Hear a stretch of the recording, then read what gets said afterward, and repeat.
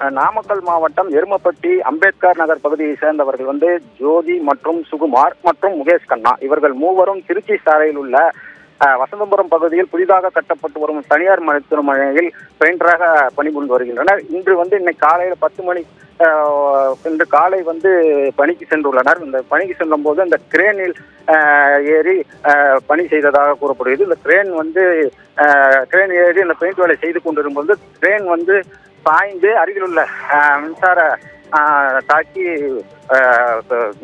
ஜோதி மற்றும் சுகுமார் சம்பவ இடத்தில் உயிரிழந்துள்ளனர்.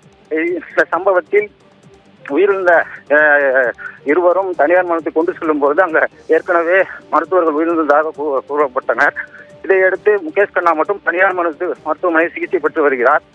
இந்த ஜோதி மற்றும் சுகுமார் ஆகிய இருவர் உடலையும் நாமக்கல் அரசு மருத்துவமனைக்கு பிரேத பரிசோதனைக்காக கொண்டு செல்லப்பட்டு அங்கு வைக்கப்பட்டுள்ளது.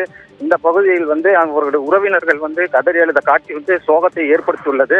இந்த சம்பவம் குறித்து நாமக்கல் போலீசார் வழக்கு பதிந்து விசாரணை மேற்கொண்டு வருகின்றனர். தீபிகா.